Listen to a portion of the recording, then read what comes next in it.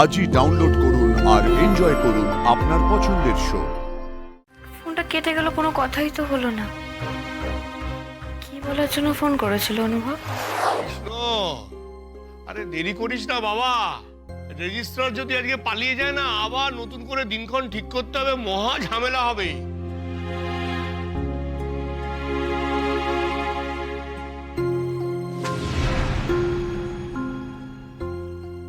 জোর করে কিছু করতে হবে না তোমাকে অনুভব, কিন্তু তুমি ইজিলি গিয়ে ওদের বলতে পারো যে তুমি এই বিয়ের সম্পর্কটাতে থাকতে চাও না বা পারবে না। আমি আমার ফ্যামিলিতে বোঝাবো ওদেরকে যে তোমার এই ডিলেমাটা হচ্ছে। পারছি না, আমি পারছি না। আমি এই ঘটনাটার সঙ্গে নিজেকে যুক্ত করতে পারছি না।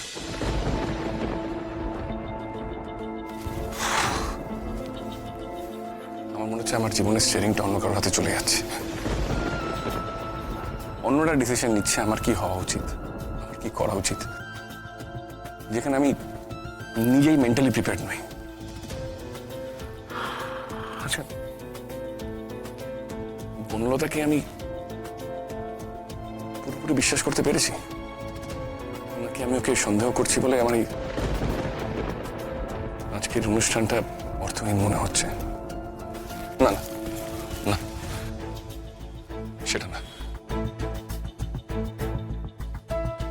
বনলতা যেটা করেছে সেটাকে আমি অজুহাত হিসেবে ব্যবহার করছি। মনে হচ্ছে ওর যদি আমি কোনো গোপন কিছু জানতে পারি তাহলে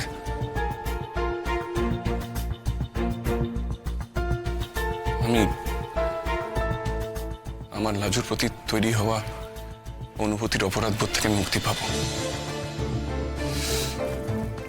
কি করা উচিত আমার, কি করা উচিত?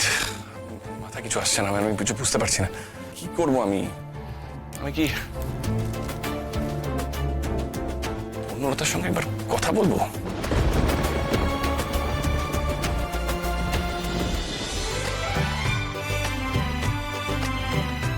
চলো। চলো মানে? সে কোথায়? তোমার সেই বর্বর দেহ? তার তো ঘরের দরজা বন্ধ, নিশ্চয়ই রেডি হচ্ছে। আর আজকে তো একটু টাইম লাগবেই, এটা বিশেষ দিন বলে কথা। না, তার না হয় আজকে বিশেষ দিন, তার বড় ভাই সে কোথায়? সেও অবশ্য এখনো রেডি হয়ে উঠতে পারেনি। তুমি বরঞ্চ তাকে একটু তাড়া দিতে পারো। বাহ বাহ বাহ, দেখেছো তুই ভাইয়ের কি মিল, অসাধারণ। তুই গুণধর ভাই, আমি বুঝতে পারছি না। এই কৃষ্ণ, কৃষ্ণ, এই ব্যাপারটা কি বলতো? না না, সাজগোজের ব্যাপারে তোরা দেখছি মেয়েদেরও হার বাড়াবি। কখন নামবি না কখন?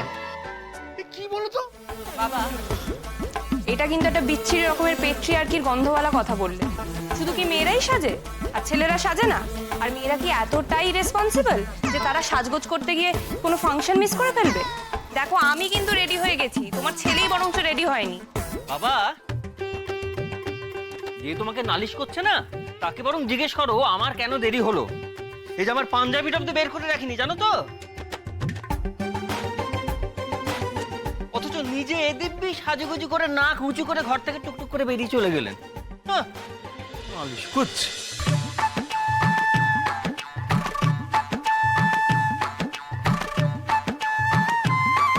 আরে বলরাম, কচি খোকা না কি রে?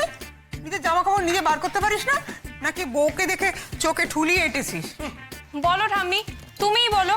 রোজ আমি যাওয়ার আগে ওর জামা কাপড় বের করে দিয়ে যাই, আজকের দিনটাও তাই করবো।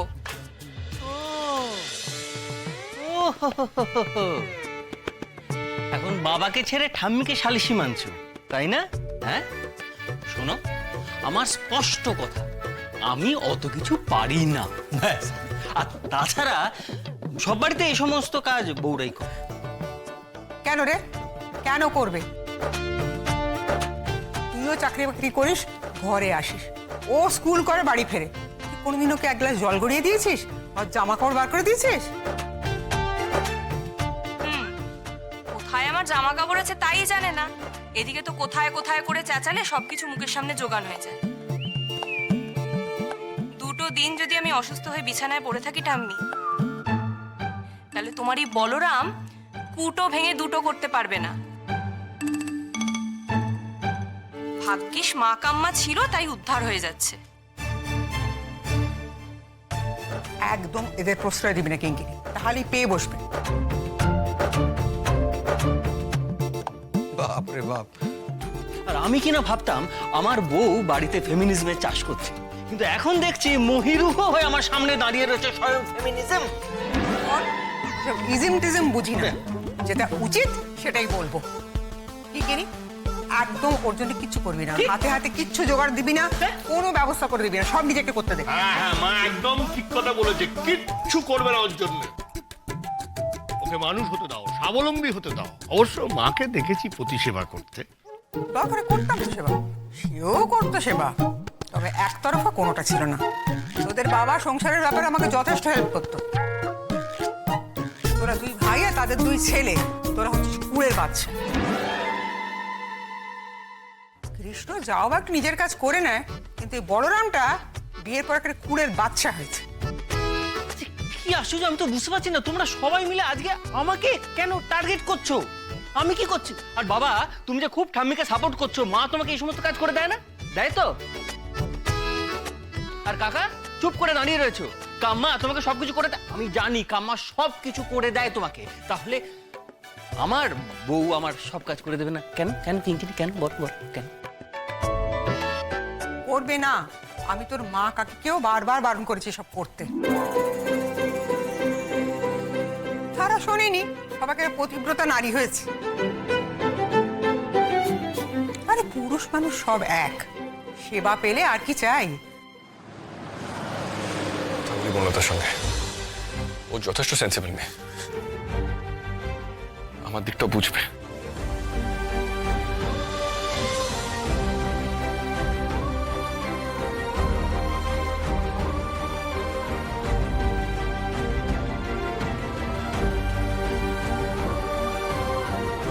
Pick up, Bonolata, please. Pick up the phone.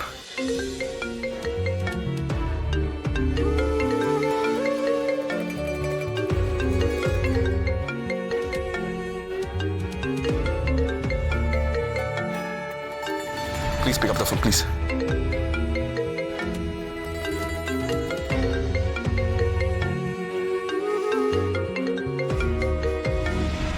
ছোটা ভাই, তুই এখনো রেডি হসনি? সবাই নিচে ওয়েট করছে তো।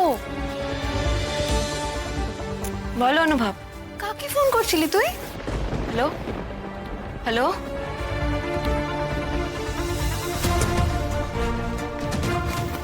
কাকে ফোন করছি? ও বনলতা দিকে। আচ্ছা, আমরা তো ওখানেই যাচ্ছি, ফোন করে দেরি করছিস কেন বলতো? বাবা কিন্তু খুব রেগে যাচ্ছে। তোর কি পার্সোনাল কোনো কথা ছিল বনলতা দির সাথে?